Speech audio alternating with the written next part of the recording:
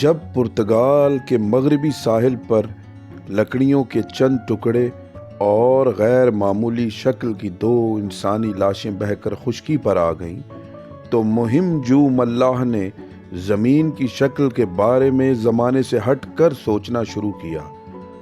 اب اسے یقین ہو چکا تھا کہ زمین گول ہے اور لکڑی کے ٹکڑے اور دونوں آئی لاشیں مغرب کے کسی نامعلوم ملک سے بہہ کر وہاں تک پہنچی ہیں۔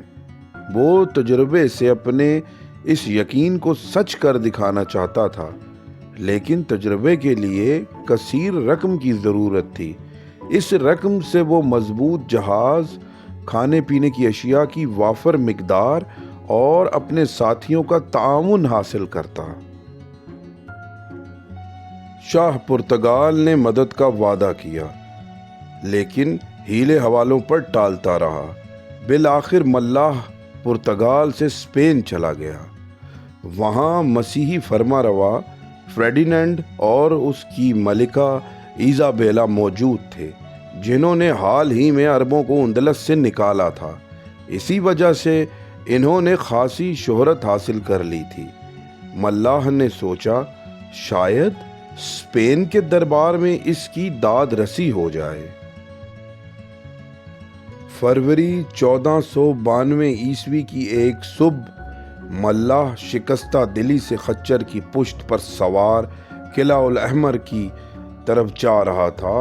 اس کا سر مایوسی کے بوجھ سے جھکا ہوا تھا۔ وہ ماضی کے اس المناک تصور میں بھٹک رہا تھا جس نے اسے فاقوں تک پہنچا دیا تھا۔ وہ شیخ چلی کی طرح مغرب کی نامعلوم سرزمین تک پہنچنے کے نقشے اور منصوبے بناتا رہا، یہاں تک کہ اس کی معاشی حالت تباہ ہو گئی۔ بیوی کا انتقال ہو گیا اور دوستوں نے اسے چھوڑ دیا اور رشتہ داروں نے کنارہ کشی اختیار کر لی۔ جب وہ قصر احمر میں فرڈینینڈ اور ملکہ ایزابیلا کے روبرو پہنچا تو وہاں پہلے ہی سے چند عقل مند بحث مباحثوں میں الجھے ہوئے تھے۔ انہوں نے دل شکستہ اور پریشان حال ملاح کو گردن جھکائے ہوئے اندر داخل ہوتے دیکھا تو کسی نے بھی جوش اور سرگرمی سے اس کا استقبال نہ کیا۔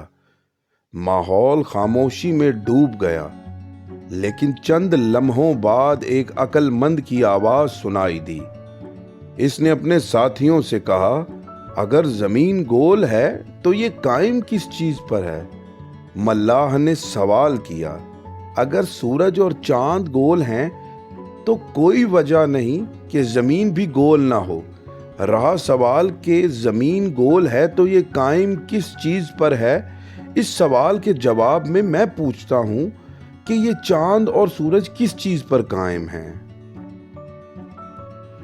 جواب کے بجائے کسی بہت بڑے عالم نے کہا، آدمی کا سر نیچے ہو اور پیر اوپر تو یہ چل کس طرح سکتا ہے؟ کسی دوسرے فلسفی نے کہا، آدمی تو آدمی، سوچنے کی بات تو یہ ہے کہ پانی جیسی شے کس طرح رکی رہ سکتی ہے؟ کیا یہ بہہ نہیں جائے گا؟ کسی پادری نے مقدس لہجے میں کہا، اور پھر زمین کے گول ہونے کا اصول انجیل مقدس کے سراسر خلاف ہے۔ انجیل میں صاف صاف یہ بتایا گیا ہے کہ آسمان شامیانے کی طرح تنا ہوا ہے اور زمین سپاٹ ہے۔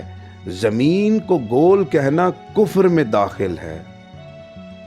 ملاح اس بوچھاڑ سے تنگ آ کر اٹھا اور آہستہ آہستہ اپنے خچر کی طرف بڑھا۔ ابھی وہ خچر تک نہیں پہنچا تھا کہ ایک خدمتگار نے اسے روک کر بتایا کہ ملکہ ایزابیلا تم سے ملنا چاہتی ہیں۔